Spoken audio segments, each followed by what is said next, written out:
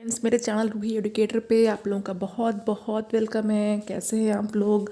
मेरे चैनल पे जितने भी लोग सब्सक्राइबर हैं, जो भी लोग मेरा चैनल पहली बार देख रहे हैं, सभी को मेरा बहुत बहुत थैंक यू है एंड वेलकम है। तो देखिए फ्रेंड्स, जैसा कि आप लोगों को पता है कि मैं अपने चैनल पे बायोलॉजी साइंस के वीडियोस बनाती हूँ और अभी मैं आजकल आप लोगों के लिए टीजीटी के जो बायोलॉजी का क्वेश्चन पेपर है वो अपलोड कर रही हूँ। ये प्रीवियस ईयर का क्वेश्चन पेपर है और इस बार जैसे कि आप लोग को सभी मालूम ही है कि सीबीटी का होना है, यानी कि क्वेश्चन जो होगा वो कंप्यूटर बेस्ड टेस्ट होगा।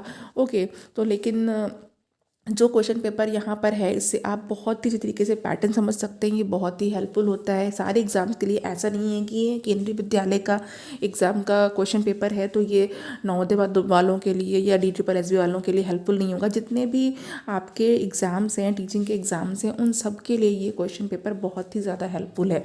तो आप लोग कोई भी एग्ज़ाम दीजिए, एक बार इस क्वेश्चन पेपर को ज़रूर देख लीजिए, ठीक है। इससे आप लोगों को क्वेश्चन पेपर का पैटर्न पता चलेगा, क्वेश्चन के टाइप पता चलेंगे।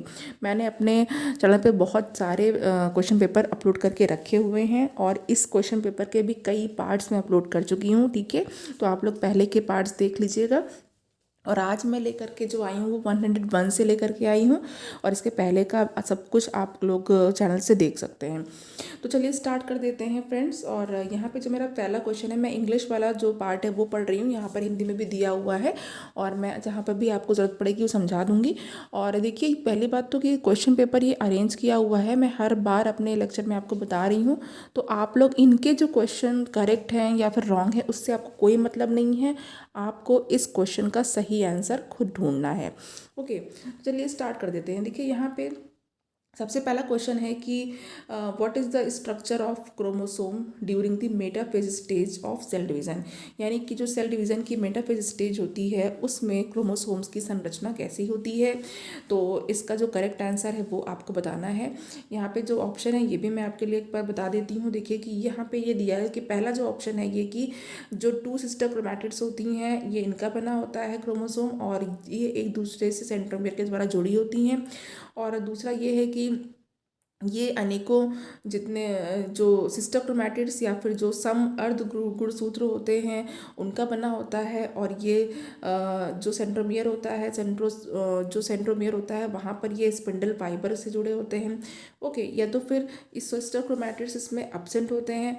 और फोर्थ ऑप्शन ये है कि ये नॉन सिस्टर क्रोमैटिड्स का से अटैच होता है to the pole of the cell. तो यहाँ पे 4 ऑप्शन है, इसमें से जो भी करेक्ट है ये आपको यहाँ पे बताना है। यानी कि ये जो क्वेश्चन है ये आपका सेल डिवीज़न से आया हुआ है। ओके, नेक्स्ट देख लेते हैं। नेक्स्ट क्वेश्चन है क्वेश्चन नंबर 102। इसमें क्या है कि जो long period of exponential increase होता है पॉपुलेशन ग्रोथ मॉडल में वो क्या है। तो उसके बारे में पूछा है कि जो समष्टि वृद्धि मॉडल में चरघातांकी का दीर्घकाल बढ़ना। तो यहाँ पर देखिए जो भी ऑप्शन है कि पहला वाला है कि ये वास्तविकता में ये विश्व में सामान्य नहीं है, तो ये रियल वर्ल्ड में कॉमन नहीं है। और दूसरा है कि ये रियल वर्ल्ड में कॉमनली पाया जाता है।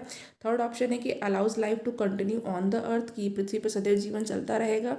और फोर्थ ऑप्शन है कि जीवों में एक लंबे समय तक एक से पर्यावरण में जीवित रहने का परिणाम है। इंग्लिश वाला और हिंदी वाला दोनों ही आप देख रहे हैं स्क्रीन पे। जो भी ऑप्शन करेक्ट है उसको आपको बताना है, ठीक है। तो इसी बहाने आप इस क्वेश्चन से भी रिलेटेड जितनी भी चीज़ें हैं वो पढ़ लीजिए। तो यहाँ पर आपको पॉपुलेशन ग्रोथ का एक क्वेश्चन मिल गया। नेक्स्ट क्वेश्चन है 103। यहाँ पे क्वेश्चन पेपर देने का मेरा यही मतलब है, यही इसके पीछे मोटिव है कि आपको पैटर्न पता चले और आप हर एक सेक्शन को ढूंढो और इसको पढ़ो। तो यहाँ पे इनकरेक्ट आपको चूज़ करना है, इनकरेक्ट वाले में आपको बहुत ध्यान से देखना है, ठीक है। तो यहाँ पे सबसे पहला है कि जो pollen tube growth through the tissue of the stigma and style to reach ovary.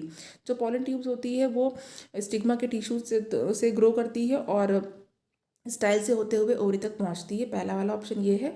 और दूसरा ये है कि प्लांट्स में which shed pollen in the 3 cell condition. ऐसे प्लांट जो कि पॉलन को 3 सेल्ड कंडीशन में ही गिरा देते हैं और ये 2 मेल गैमेट को कैरी करते हैं पॉलन ट्यूब में फ्रॉम द बिगनिंग। ये शुरू से ही इनकी पॉलन ट्यूब में 2 मेल गैमेट होते हैं। क्या ये सही है या गलत है?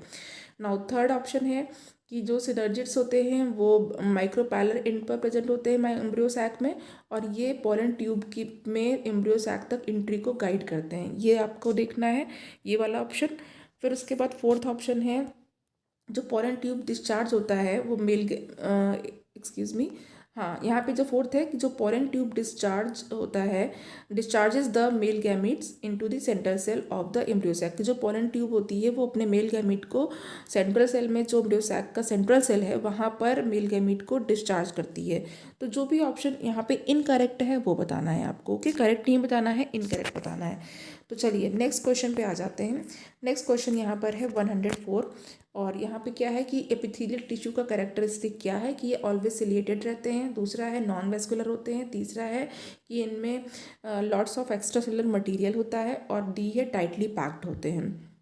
जो भी करेक्ट है इन चार ऑप्शन में वो A+D है, B+D है, C+D है एंड A+C है। जो भी दो करेक्ट है उसको आपको बताना है। क्वेश्चन नंबर 105 में है कि यहाँ पे जो प्रॉपर सीक्वेंस है डेवलपमेंट ऑफ एम्ब्रियो का, इसको आपको पता करना है, ठीक है।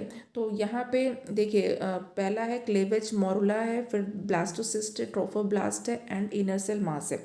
तो यहाँ पे आपको 4 ऑप्शन दे रखे हैं। सेकंड है फर्टिलाइजेशन, फिर blastocyst, implantation and cleavage. Third option is blastocyst, morula, inner cell mass and trophoblast, and fourth है इम्प्लांटेशन, इम्प्लांटेशन। एंड फोर्थ में है सेकंड मियोटिक डिवीजन होगा, फिर फर्टिलाइजेशन होगा, देन जाइगोट एंड फिर लास्ट में इम्प्लांटेशन होगा। तो यहाँ पे देखिए आपका एम्ब्रॉयडिंग डेवलपमेंट से क्वेश्चन आया हुआ है, तो एम्ब्रॉयडिंग डेवलपमेंट आपको अच्छी तरीके से पढ़ लेना है। फिर 106 में देखते हैं कि इसमें से जो करेक्ट ऑप्शन है to the name and autoimmune disorder, auto immune disorder का क्वेश्चन है, जो कि न्यूरोमस्कुलर जंक्शन को अफेक्ट करता है, लीडिंग टू फटीग, जिसके बाद फटीग हो जाती है, वीकनिंग होती है और पैरालिसिस हो जाती है स्केलेटल मसल का। तो यहाँ पे ऐसा कौन सा रोग है या कौन सी बीमारी है? फर्स्ट है ऑस्टियोपोरोसिस, सेकेंड आर्थराइटिस, थर्ड है muscular dystrophy and fourth is myasthenia gravis. तो यहाँ पे 106 का जो क्वेश्चन है ये कहाँ से लिया गया है? ये आपको ऑटोइम्यून डिसऑर्डर से लिया गया हुआ है, तो यहाँ से आपका एक क्वेश्चन आ गया। नाउ नेक्स्ट क्वेश्चन 107 देख लेते हैं। बायोलॉजिकल ऑक्सीजन डिमांड से ये क्वेश्चन है। BOD of waste water is estimated by measuring the rate of, जो वेस्ट वाटर की जो BOD होती है उसको किस तरीके से मेजर करते हैं? तो यहाँ पे जो 4 ऑप्शन है, पहला है कि formation of flocs by rigorous growth of the aerobic microbes in a sample of water. तो और दूसरा है कि uptake of oxygen by micro organism in a sample of water, कि माइक्रो ऑर्गेनिज्म किसी भी वाटर के सैंपल से कितना ऑक्सीजन का अपटेक कर रहा है। फिर थर्ड है digesting fungi and bacteria in the given sample of sludge, कि जो भी आपका यहाँ पे स्लज का सैंपल है उसमें जो है जीवाणुओं और कवकों का पाचन कितना होता है, डाइजेशन कितना होता है। फिर 4 है production of biogas during digestion of bacteria and fungi in the given sample, कि जब भी कोई भी सैंपल दिया जाता है उसमें बैक्टीरिया और फंजाई का जो बायोगैस का जो प्रोडक्शन होता है ड्यूरिंग डाइजेशन वो कैसे होता है, कितना होता है। तो इसमें से कोई एक ऑप्शन करेक्ट है वो आपको बताना है, और आप BOD भी पढ़ लीजिए। नेक्स्ट क्वेश्चन है कि सेडिमेंटेशन कोफिशिएंट एस, यानी कि Svedberg unit is indirectly a measure of. तो यहाँ पे स्वेडबर्ग कांस्टेंट एस आपको पता है 80s और 70s आपने पढ़ा भी है, ओके। तो volume and weight, size and colour and mass and gravitational force and fourth है डेंसिटी एंड साइज। तो जो भी करेक्ट है वो आपको बताना है। नाउ 109th क्वेश्चन क्या है? 109th क्वेश्चन है यहाँ पे असर्शन एंड रीजन। तो असर्शन रीजन से क्वेश्चन आ गया है। असर्शन क्या है कि there are 20 amino acids, 20 amino acids होते हैं विच अकर इन प्रोटीन्स, ठीक है, जो प्रोटीन में होते हैं। The chemical and physical property of amino acids are essentially of amino carboxyl group and the R functional group. और रीज़न क्या दे रखा है कि जो यहाँ पे कि based on the number of amino and carboxyl group there may be acidic, basic and neutral amino acids, की अमीनो और कार्बोक्सिल ग्रुप की संख्याओं पर आधारित है कि ये अम्लीय, क्षारीय और उदासीन किसी भी प्रकार के हो सकते हैं। तो यहाँ पर आपको जो सही है वो करेक्ट जो है उसको चूज़ कर लेना है। यहाँ पे आपको अगर 1 आप चूज़ कर रहे हैं तो इसका मतलब है कि असर्शन और रीज़न दोनों ही ट्रू है और आर एक्सप्लेनेशन है ए का। फिर अगर आप सेकंड चूज़ कर रहे हैं तो ए ट्रू है लेकिन आर जो है ऐसा कोई ज़रूरी नहीं है नेसेसरली ट्रू हो। और थर्ड है कि बोथ ए और आर ट्रू है लेकिन आर ए का करेक्ट एक्सप्लेनेशन नहीं है। फोर्थ है ए ट्रू है लेकिन आर फॉल्स है। तो यहाँ पर आपको आज जितने भी क्वेश्चन मैंने बताए हैं, अगर मैं इस पेज की ही बात करूँ तो यहाँ पर देखिए अमीनो एसिड प्रोटीन का क्वेश्चन आ गया। फिर ये है स्वेटबर्ग यूनिट से आ गया एस। ओके, यहाँ पे आपका बीओडी से आया है। देन इस पेज पर आ जाते हैं, यहाँ पर ऑटोइम्यून डिसऑर्डर का क्वेश्चन है। देन यहाँ पर डेवलपमेंट है एम्ब्रियो का एंड उसका सीक्वेंस पूछा गया है। एपिथेलियल टिश्यू यानी टिश्यू वाले पार्ट से आ गया क्वेश्चन। एंड नेक्स्ट क्वेश्चन यहाँ पे कौन सा है, ये जो क्वेश्चन है ये आपका रिप्रोडक्शन इन फ्लावर जो है उससे आ गया है। ओके, और देन यहाँ पे पॉपुलेशन ग्रोथ का क्वेश्चन है। And next is metaphase stage of cell division question आ गया। तो इतने आपको इस जो आज मैंने आपको ये बताए हैं सारे क्वेश्चंस, आप इन चैप्टर से, ये पार्ट से, आप टॉपिक से इसको प्रिपेयर कर लीजिएगा। ओके, और फ्रेंड्स जितने भी मेरे चैनल पर आपको लेक्चर मिल रहे हैं, जितने भी चीज़ें आपको मिलती हैं, वो सारे कंटेंट आपको बहुत ही अच्छे मिलेंगे। ठीक है, आप एग्ज़ाम पॉइंट ऑफ व्यू से इसको बिल्कुल ऐसे तैयारी कर सकते हैं। और प्लीज़ मुझे ये सपोर्ट चाहिए कि आप मेरे चैनल को सब्सक्राइब करिए। बहुत अच्छे अच्छे मैंने अपने चैनल पर शॉर्ट्स डाले हुए हैं, उसको देखिए, सब्सक्राइब करिए चैनल को और शेयर भी करिए। Thank you so much.